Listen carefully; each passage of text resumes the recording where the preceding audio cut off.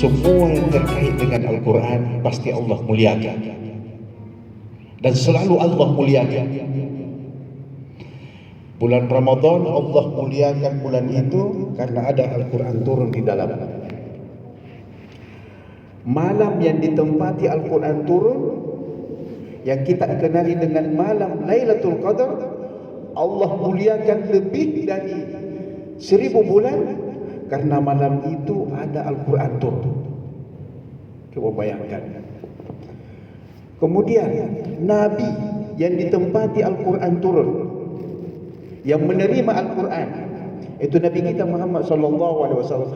Allah muliakan Nabi ini melebihi Nabi-Nabi yang lain. Kita sendiri bisa melihat melalui hadis-hadis Nabi. Di akhirat nanti hanya Nabi sahaja yang jadi tumpuan semua umat manusia untuk dipercepat hisab di akhir kemudian itu. Umat manusia pergi ke Nabi Adam, ke Nabi Ibrahim, semua merefer ke Nabi setelah terakhir Nabi kita Muhammad SAW. Malaikat yang membawa Al-Quran itu, malaikat Jibril, Allah muliakan malaikat itu melebihi malaikat-malaikat yang lain. Coba bayangkan, kalau Allah atau pangkas sejarah sudah menunjukkan semua yang terkait dengan Al-Quran itu Allah muliakan, sudah tentu apa yang kita lakukan pada kesempatan ini adalah suatu kemuliaan yang Allah akan beri.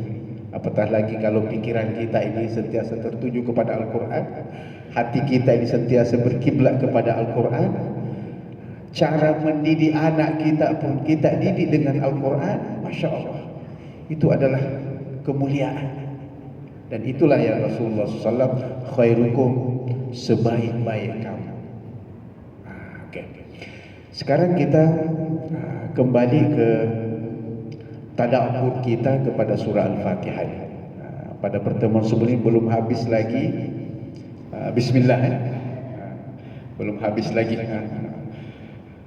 Kabil masih ingat lagi Ar-Rahman Ar-Rahimnya belum baru disentuh sedikit. Memang karena terlalu mulianya Bismillah ini, sehingga hanya 2 Asmaul Husna yang dimuatkan di situ. Ternyata kalau kita mentadabburkan isi kandungannya dari Ar-Rahman Ar-Rahim ini, memang sangat luar biasa. Sangat luar biasa. Tidak ada makhluk Allah yang tidak memerlukan Ar-Rahman. Tidak ada makhluk Allah yang tidak memerlukan Ar-Rahim. Semua yang kita miliki ini itu berdasarkan dengan pemberian Allah. Apa saja, termasuk umur yang kita masih rasakan sekarang ini, kita masih hidup, itu adalah rahmanullah, pemberian Allah untuk kita. Justru itu Allah Maha Pengasih. Allah kasih segala-galanya untuk makhluk. Dan karena terlalu rahmannya Allah itu, Dia tidak melihat adakah itu beriman kepadanya atau tidak. Justru itu Allah beri semua. Boleh jadi kita beranggapan nih, kenapa tetangga aku nih, jiran aku ini tidak beriman kepada Allah, tapi dia lebih kaya dari aku. Kita jangan lupa Allah itu ada Ar-Rahman. Allah akan beri siapa sahaja yang mungkin bersungguh-sungguh, mungkin dia lebih rajin, mungkin dia lebih pandai, mungkin dia lebih berusaha kuat dari kita, sehingga Allah beri lebih dari kita. Itu rahmat Allah. Rahim itu kasih sayang Allah. Siapalah di antara kita yang tidak mau dikasihi oleh Allah? Bahkan diisytiharkan oleh Allah dalam Al-Quran, wa kana bil mu'minina rahiman. Dan Allah itu kepada orang yang beriman semuanya diberi kasih sayang. Rahim. Pada pertemuan sebelum ini kita sudah sebutkan bahwa satu-satunya Asmaul Husna, Asmaul Husna di antara 99 itu yang Allah isytiharkan dalam Al-Quran untuk kita boleh memohon langsung kepada nama itu selain daripada Allah kan. Qulidullah awidur rahman, katakanlah Muhammad, mintalah kepada Allah atau mintalah kepada Ar-Rahman. Mintalah kepada Ar-Rahman, sebab Allah itu memberi segala-galanya. Kemudian ada juga ulama yang hidup pada zaman Abbasiyah, hidup selepas 100 tahun Hijriah, namanya Abdullah bin Mubarak. Ini lebih hebat lagi cara memaknai kedua makna Ar-Rahman dan Rahim ini. Kalau Ar-Rahman dia katakan isa su'ila a'ta. Kalau engkau meminta kepadanya, Allah pasti akan beri. Kalau Ar-Rahim idza lam yus'al yaghdab. Kalau engkau tidak meminta kepadanya, Allah akan marah kalau kita tidak meminta kepadanya. Masya Allah, itu Ar-Rahim. Kalau Ar-Rahman tadi, satu-satunya sifat yang Allah beri kepada kita untuk memohon langsung kepadanya. Tapi ini bukan bermakna yang lain tidak boleh kita mohon. Ya Ghaffar, Ya Rahman, Ya Wasi al-Maghrib, Ya Ghaffar, Ya apa? Ya Majid, semua itu boleh kita minta. Tapi yang diisytiharkan dalam Al-Quran itu Ar-Rahman. Kemudian kalau Ar-Rahim, satu-satunya sifat Asma'il Husna, di antara dua inilah yang diberi khas kepada Nabi kita Muhammad sallallahu alaihi wasallam.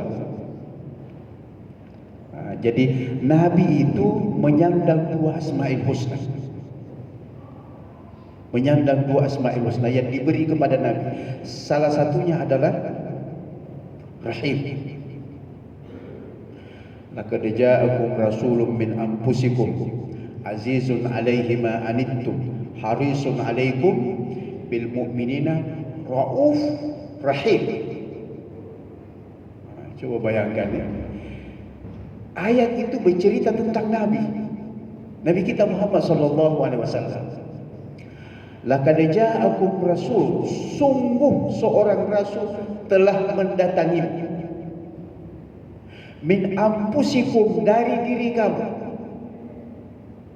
azizun alaihi ma anittum, dia sangat mengambil berat penderitaan yang engkau rasakan. Harisun alaikum, dia sangat mengharap kebaikan dari kamu. Bil mu'minina, Nabi Muhammad ini kepada orang yang beriman rauf rahim. Masya Allah, rauf rahim, dua-duanya bermaksud rahmat, tapi mempunyai makna yang berbeda. Oke? Kalau rauf itu memberi rahmat kepada seseorang berdasarkan kapasiti pemberi rahmat itu sendiri. Kalau rahim memberi rahmat kepada seseorang berdasarkan keperluan orang itu kepada rahmat. Paham tak? Kalau saya beri contoh, kalau pengajian tafsir Sam Jamil ini, dia perlukan bantuan, perlu sumbangan misalnya, yang diperlukan itu 1.000 ringgit Brunei. Ada orang kaya datang menghulurkan bantuan 1.000 ringgit sesuai dengan keperluan Majlis Tafsir Sam Jamil ini. Orang itu rahim karena memberi sesuai dengan keperluan. Kalau ada orang yang jutawan datang menghulurkan bantuan sesuai dengan kapasiti dia sebagai seorang jutawan, 1.000 ringgit enggak ada apa-apanya.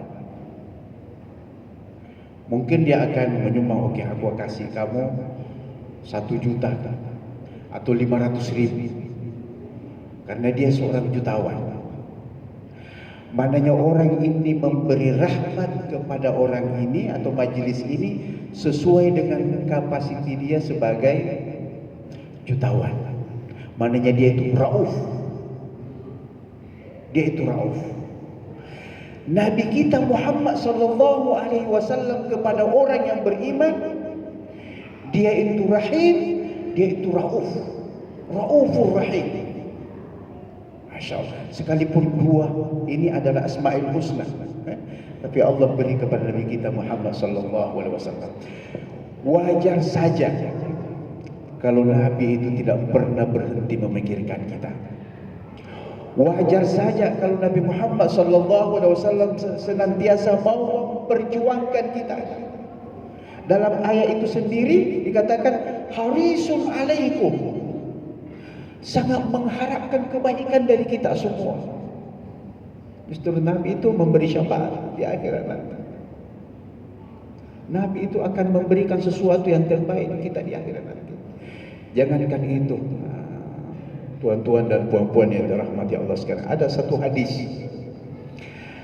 Suatu ketika Rasulullah SAW mengeluarkan air mata. Dia mengatakan, "Ishtaqtu li ahbabi." Aku sangat merindukan kekasih-kekasihku.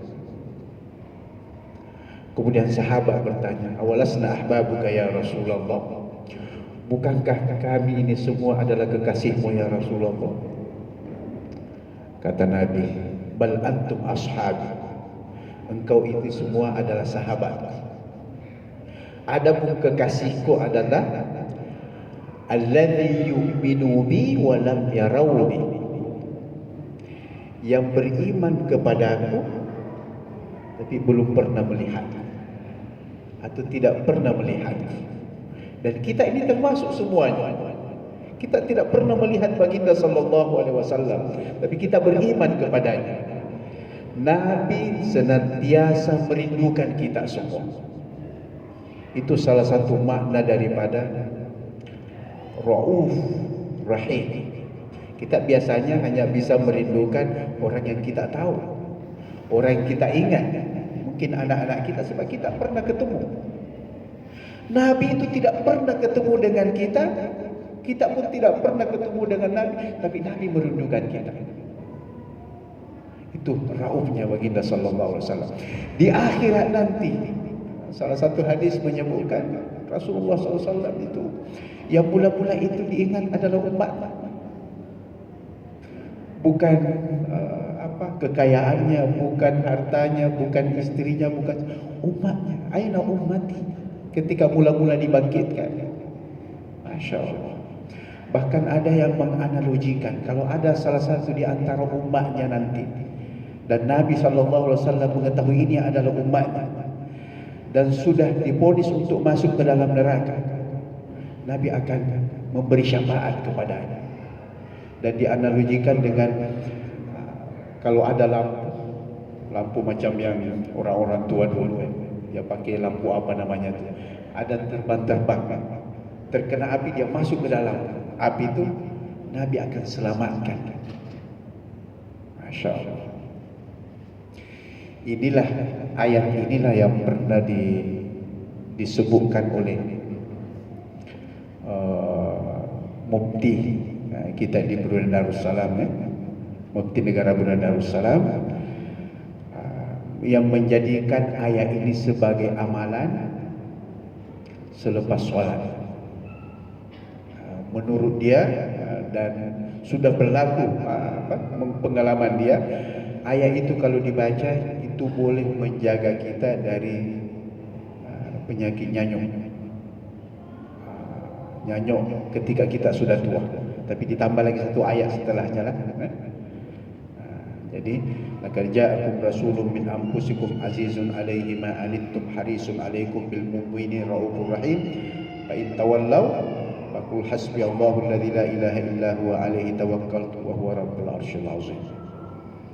Itu dibaca selepas salat. Insyaallah mudah-mudahan ada berkahnya. Kita kembali lagi. Bismillahirrahmanirrahim. Semua orang pasti akan meminta kepada Allah. Semua orang ketika Allah Subhanahu wa taala sudah mengisytiharkan dirinya sebagai Maha Pengasih. Kalau dikatakan Maha itu enggak ada lagi yang lebih dari itu. Apapun Allah akan beri. Apapun Allah akan kasihan kepada kita. Kalau seseorang hamba Allah berusaha, contohnya dia mencari rezeki, dia berniaga apa semua, pasti kiblatnya ke sana, Ar-Rahman. Pasti kiblatnya kepada Ar-Rahim. Kalau dia dapatkan sesuatu dari usahanya itu, kira-kira apa yang seharusnya dia lakukan? Apa yang sikap yang sepatutnya dia tunjukkan kepada Allah di depan Allah? Jawabannya ada di ayat surah Al-Fatihah. Disitulah sehingga datang Alhamdulillahi Rabbil Alamin. Segala puji bagi Allah, Tuhan pentadbir, penguasa, pengatur atas segala alam ini. Kalau gitu yang kita pahami, bapak-bapak dan ibu, tuan-tuan dan puan-puan yang dirahmati Allah sekalian, hati kita ini akan selalu damai. Sebab setiap orang itu lain-lain rezekinya. Jangan pernah kita mengatakan, kenapa ini lebih rezekinya dari aku? Padahal usaha aku sama, job yang sama, tapi dia lebih dari aku. Boleh jadi pemberian Allah kepada kita itu sedikit, tapi berkahnya lebih banyak. Boleh jadi yang Allah beri kepada aku ini memang tidak sama dengan orang lain, tapi manfaatnya, kesannya kepada anak-anak kita tidak sama. Justru itu Allah yang mentadbir segala-galanya untuk kehidupan ini. Justru itu dalam surah Al-Fatihah ini ayat kedua, Allah tidak meringkaskan ayatnya hanya sekadar mengatakan Alhamdulillah, satu ayat tidak, tapi disebut dengan Rabbil Alamin. Dialah yang mentadbir, dialah yang mengurus, dialah yang segala-galanya tentang seluruh alam ini. Bukan hanya urusan rezeki kita saja, urusan perjalanan hidup kita, Allah semua yang mentadbir. Itulah indahnya. Sekarang kita mau mendetailkan sedikitlah. Alhamdulillahirabbil alamin. Alhamdulillahirabbil alamin. Kalau diterjemahkan segala puji, segala puji. Lafaz ini kalau kita melihat enggak ada perkataan segala dalam bahasa Arabnya di situ, tapi kenapa diterjemahkan segala? Jadi kalau terjemahnya puji-pujian lillahi rabbil alamin, adalah milik Allah pentadbir segala alam ini. Tapi kalau dalam terjemahnya ada perkataan segala, itu sebenarnya terambil dari alif lam. Alhamdulillahi rabbil alamin. Dalam bahasa Arab, alif lam itu disebut dengan alif lam al-jinsiyah al-istighraqiyah. Apa maksudnya? Al-jinsiyah itu semua jenis. Al-istighraqiyah itu mencakupi segala-galanya. Jadi perkataan segala puji itu sebenarnya masih belum cukup. Kalau mau diterjemahkan perkataan Alhamdulillah, masih belum mewakili. Kalau dikatakan semua jenis puji-pujian, pujian panjang ke pendek ke tinggi rendah, istighraq mencakupi semua, itu semua adalah milik Allah Subhanahu wa taala. Justru itu kalau kita mengucapkan Alhamdulillah, itu sebenarnya kita ini menunjukkan pada diri kita bahwa itu semua yang melakukan adalah Allah. Itu semua yang merancang untuk aku adalah Allah. Itu semua yang memberi kepada aku adalah Allah. Sebab itu kita harus mengembalikan puji-pujian itu, baik pujian itu besar sedikit, itu hanya milik Allah Subhanahu wa taala. Kalau di negara Arab, kalau kita tanya dan berterima kasih kepada seorang yang dia seorang alim misalnya, biasanya itu menjawab, engkau jangan bersyukur kepada aku, jangan berterima kasih kepada aku. Usykurillah. Berterima kasih kita kepada Allah Subhanahu wa taala. Karena dialah yang melunakkan hati seseorang untuk memberi kepada kita. Dialah yang menjadikan laluan rezeki kita melalui seseorang misalnya, sehingga orang itu dengan mudah lunak hatinya untuk menerima kita bekerja di tempat, lunak hatinya untuk memberi kita atau menaikkan pangkat kita, lembut hatinya untuk mempermudah kita bekerja di tempat itu. Itu semua adalah pengaturan yang di atas. Dialah yang mentadbir segala-galanya untuk kita, karena dialah yang maha pemberi, maha pengasih. Justru itu kalau ada seseorang yang merasakan dirinya ini adalah pemberian Allah, jangan pernah lepaskan ucapan Alhamdulillah itu. Kembalikan kepada Allah, kesyukuran itu kepada Allah. Sebab semua itu tidak akan mungkin terjadi sedikit pun kecuali dengan izinnya. Kalau izinnya sudah mengatakan begitu, kita ini sebagai hambanya yang beriman kepadanya, yang paling patut kita sebut adalah Alhamdulillahirabbil alamin. Justru itu perkataan Alhamdulillah ini, sekalipun kalau kita tengok terjemahannya, itu bukan doa, tapi amalan-amalan kita ini, kita menjadikan itu bahagian dari doa. Contoh misalnya, kalau kita habis makan, kita menyebut Alhamdulillahilladzi at'amani wa saqani wa ja'alani minal muslimin. Disebut dengan alhamdulillah, tapi kita sebut dengan doa. Kata kita keluar dari tandas misalnya, Alhamdulillahilladzi azhaba annil adha wa afani. Itu semua adalah ucapan-ucapan yang menunjukkan bahawa ya Allah, ini semua ini najis-najis yang aku buang di tandas ini, kalau Allah tidak mengizinkan untuk keluar, akan jadi penyakit dalam badan aku. Justru itu kita sebut benda itu karena kita bersyukur bahawa Allah itu sudah mentakdirkan penyakit itu keluar. Ada orang yang susah payah untuk mengeluarkan air kecil misalnya, sebab kalau tertahan dia akan menjadi penyakit. Ketika keluar, Masya Allah, Alhamdulillahilladzi azhaba annil adha, telah membuang dari aku segala sesuatu yang menyakitkan, wa afani, dan memberi kesembuhan kepada aku. Itu yang kita baca. Begitu juga kita bangun tidur misalnya, Alhamdulillahilladzi ahyani atau ahyana ba'dama amatana wa ilaihil nusyur. Itu puji-pujian, Masya Allah, tapi sudah dijadikan doa. Sebenarnya kalau kita memuji kepada Allah, itu adalah bahagian dari bentuk permohonan halus kita kepadanya.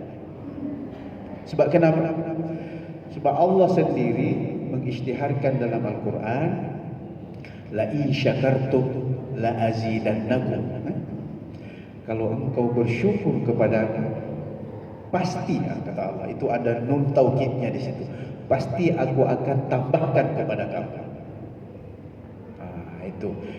Jadi dengan begitu, kalau kita menunjukkan rasa syukur atas anugerah Allah kepada kita, maknanya kita ini akan diberi lagi, tapi dalam bentuk doa halus kita kepada Allah kan. Oke, Alhamdulillahi Rabbil Alamin.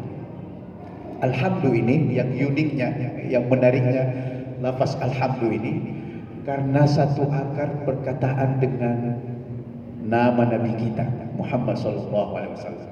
Alhamdu itu berasal dari perkataan hamidah. Hamidah itu salah satu asal perkataan dari Muhammad. Muhammad. Jadi kalau uniknya bahasa Arab ini, semua ada makna yang luar biasa di sebaliknya. Kalau orang yang memuji dikatakan hamid. Kalau orang yang dipuji namanya mahmud. Kalau orang yang terpuji di mana-mana, itu namanya Muhammad. Justru itu Nabi SAW bukan hanya terpuji di dunia ini, di akhirat juga terpuji. Bukan hanya terpuji di bumi, tapi di langit pun terpuji. Itu Muhammad. Mungkin masih kita ingat ketika peristiwa Isra dan Mi'raj, ketika banyak orang kafir yang menghina Nabi, membenci Nabi, mencederai Nabi. Ada Syekhul Azhar, Syekh Tantawi, yang mengatakan peristiwa Isra dan Mi'raj itu memberikan gambaran kepada Nabi, dan seolah-olah Allah memberitahu Nabi, ya Muhammad, la indakat ankal ard fala yadika ankas sama, wa in kana ba'dun nasi lam ya'rifu miqdar fa nahnu alladhi na'rifu miqdar.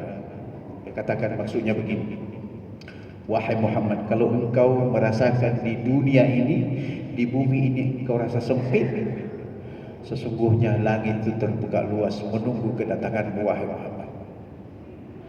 Kalau semua yang ada di bumi ini merasakan, engkau rasakan, tak ada orang pun yang suka dengan kamu, ke sana dibenci, ke sana dihina, ke sini dibaling batu sampai sehingga berdarah-darah kakinya.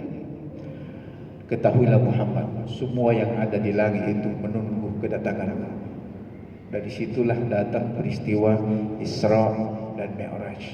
Artinya Nabi Muhammad itu terpuji di mana-mana.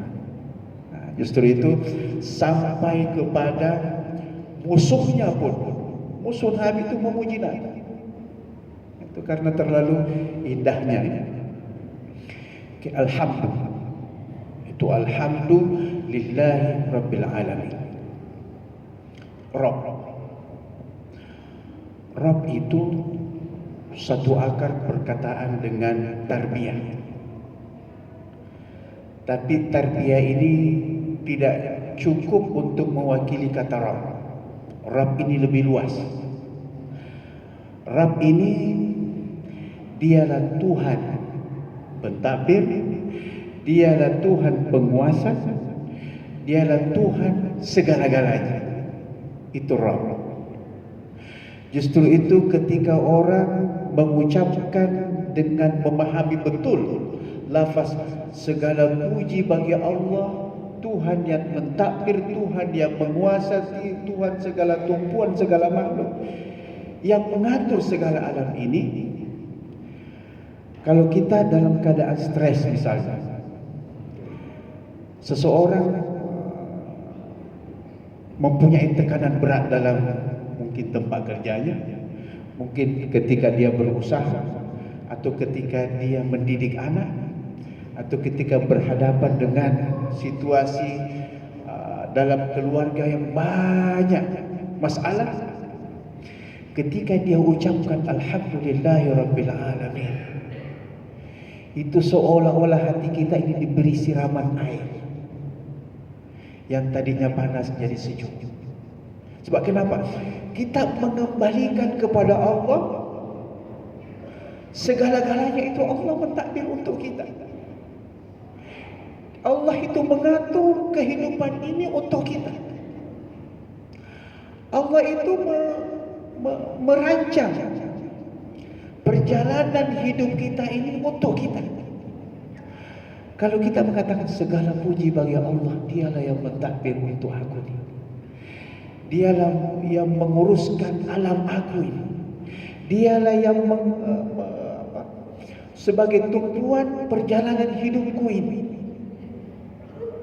pasti ketika orang itu dalam keadaan tertekan, dia akan tenang pikiran. Justru itu, bagi yang memahami lafaz alhamdulillahi rabbil alamin, sebenarnya Tidak perlu kita pergi ke tempat-tempat hiburan untuk menghibur diri kita. Tidak perlu kita healing kemana-mana hanya sekadar untuk mendapatkan ketenangan hidup. Padahal dalam Al-Quran ini banyak pintu-pintu ketenangan yang kita boleh dapatkan. Kalau kita sendiri boleh merasakan, Masya Allah, indahnya agama ini, indahnya Al-Quran ini, kalau kita pahami, boleh memberi ketenangan kepada diri kita. Dan rasa itu kita dapatkan, Masya Allah, ini satu keindahan yang luar biasa yang boleh dirasakan oleh setiap hambanya. Alhamdulillahi Rabbil Alamin. Ada satu hal yang menarik lagi dari perkataan Al-Alamin. Al-Alamin. Sebab setiap orang boleh jadi mempunyai satu alam dalam hidupnya, dua alam dalam hidupnya, tiga alam dalam hidupnya. Itu bermacam-macam. Ketika dia berada di tempat kerja, seolah-olah berada dalam satu alam. Ketika pulang ke rumahnya, dunia lain lagi. Ketika pulang ke kampung, dunia lain lagi. Ketika bersama dengan kumpulan tafsir Zanjabil ini, dunia lain lagi. Kalau ayat itu mau diterjemahkan ke dunia seperti itu, maknanya hidup yang kita lalui ini Allah semua sudah mengaturnya. Allah mengatur kita ini berada dalam perhimpunan ini. Allah mengatur kita ini berada dalam keluarga kita yang rukun, aman, damai, Masya Allah. Allah yang mengatur kita ini ditempatkan di satu tempat kerja, Masya Allah, ini menjadi rahmat bagi kita. Rahmat bagi anak-anak kita. Kita boleh mensekolahkan dia, membuatkan dia makan, minum, Masya Allah. Bahkan tempat kerja kita boleh kita sisihkan untuk dirasakan juga keluarga kita di kampung. Ini adalah satu anugerah. Allah sudah mentakdirnya untuk kita. Ada juga yang menterjemahkan Al-Alamin ini, sebab Al-Alam ini plural, jamak, bukan satu alam, seluruh alam. Jadi segala puji bagi Allah, Dialah Tuhan pentadbir seluruh alam ini. Ada yang mengatakan alam-alam yang dimaksudkan dalam Al-Alamin ini merujuk kepada perjalanan setiap manusia yang melalui banyak alam. Sama ada alam itu sudah dilaluinya ataupun belum dilaluinya. Sebab kita ini sebelum lahir ke dunia, kita ditempatkan oleh Allah dalam satu alam yang kita kenali dengan alam arham, alam rahim ibu kita. Semua pasti kita di sana. Siapa yang mentadbir situ? Siapa yang mengatur di situ? Hanya Allah. Siapa yang menentukan jantina kita, lelaki perempuan? Allah.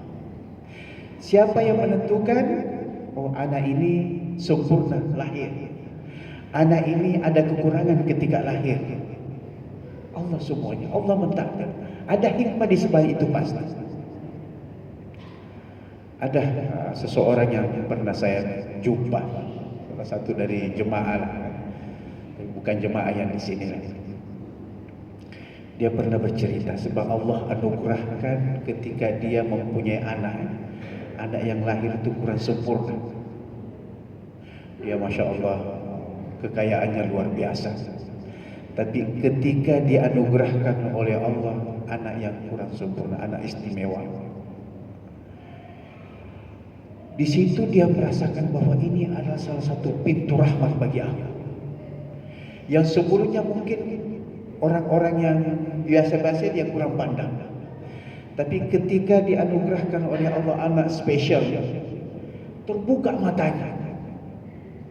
Dia merasakan bahwa Masya Allah, aku ni dengan lahirnya anak ini membuatkan aku ni semakin dekat dengan Allah. Semakin dekat dengan Allah. Semakin rajin aku mengingat kepadanya, semakin rajin aku baca Quran. Sebab kenapa? Kehidupan ini bukan kita yang mengatur. Kehidupan ini bukan kemauan kita sehingga itu yang terjadi. Tapi ada kuasa yang mengatur di atas kuasa kita. Dan kuasa itulah yang membuatkan kita terkadang merenung. Ya Allah, aku sudah susah payah berusaha seperti ini. Kenapa aku tidak dapat? Mesti ada sesuatu yang Allah akan beri setelah ini. Justru itu kalau kita berusaha jangan pernah berputus asa. Karena boleh jadi usaha kita itu ada sesuatu yang Allah simpankan untuk kita, tapi kita tidak tahu. Ternyata Allah ada sesuatu yang Allah mau berikan kepada aku yang kita sendiri tidak menjangkaunya ke sana. Itulah pentadbiran Allah. Sebelum kita di alam arham, ada lagi alam sebelumnya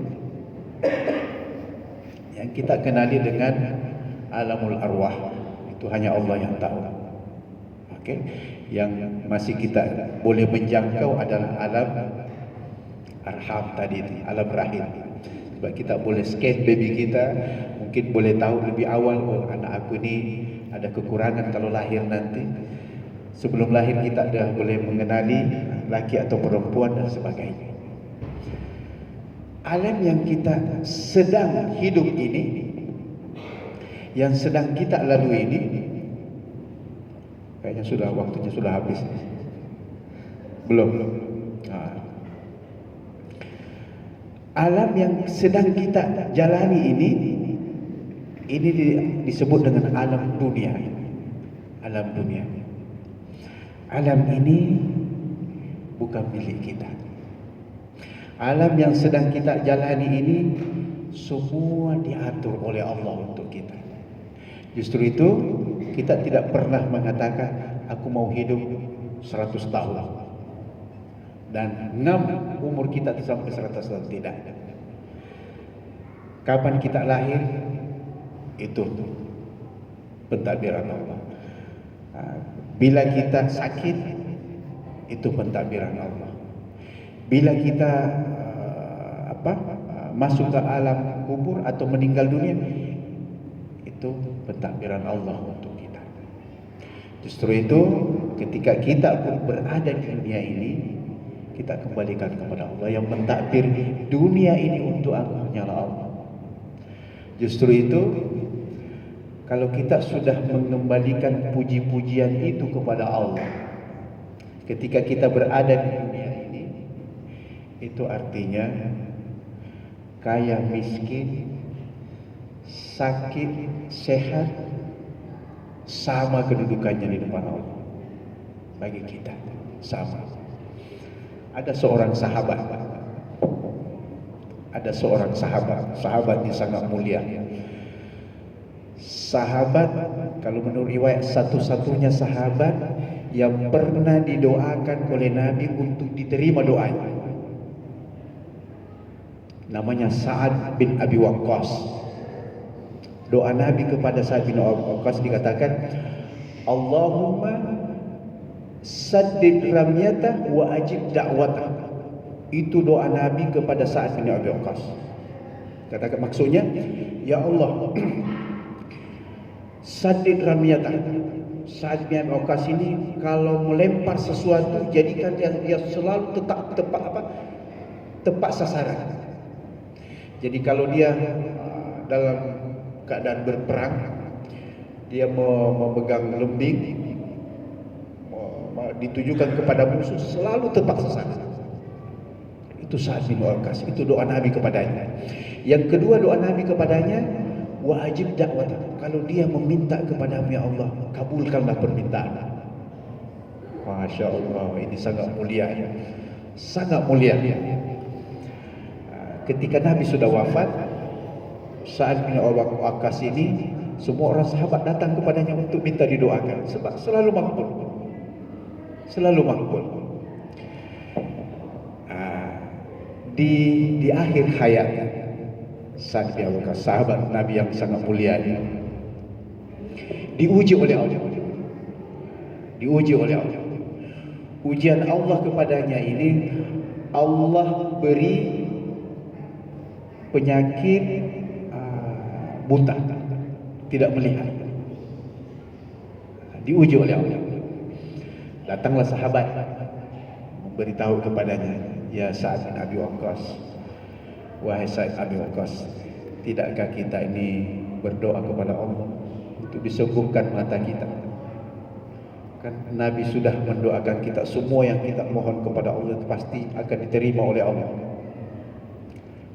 Apa jawabannya? Dikatakan, qada'ullahi ilayya ahabbu ilayya min basari. Ketentuan Allah, pentadbiran Allah kepadaku, itu aku jauh lebih mencintai berbanding dengan penglihatan. Masya Allah.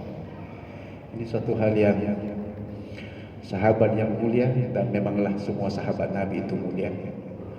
Nabi sendiri yang mendidiknya sehingga tertanam nilai-nilai agama yang cukup mendalam pada dirinya, sehingga dia merasakan suatu kepuasan dalam menerima takdir Allah. Ketika dia puas, dia katakan, qada'ullahi ilayya habbu ilayya min basar. Kalau Allah sudah tetapkan aku, sebab dia sudah merasakan ajal dia sudah tidak lama lagi. Kalau mungkin disembuhkan matanya, sudah tidak memberikan suatu apa-apa lagi kepadanya. Sehingga dia katakan, lebih baik redha daripada meminta lagi yang boleh jadi dengan mata itu boleh terbuka untuk melakukan dosa. Okey, itu alhamdulillahi rabbil alamin yang kita baca pada kesempatan ini. Nanti kita akan mungkin kalau ada sambungannya, kita akan merungkai lagi kenapa Ar-Rahman Ar-Rahim diletak pada ayat yang ketiga ini.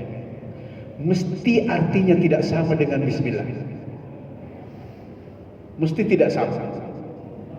Mesti ada sesuatu yang Allah maukan kepada kita di sebalik itu. Seperti apa kemauan Allah Subhanahu wa taala yang mungkin kita boleh tadabburkan pada ayat ketiga ini, insyaallah kita akan tahu lebih jauh pada pertemuan akan datang. Kalau masih ada rezeki lah, mudah-mudahan kita ini sentiasa dirahmati oleh Allah, dikasihi oleh Allah, dan diberi kesehatan oleh Allah Subhanahu wa taala, sehingga kita ini sentiasa menjadikan Al-Quran ini adalah kehidupan kita. Oke, terima kasih.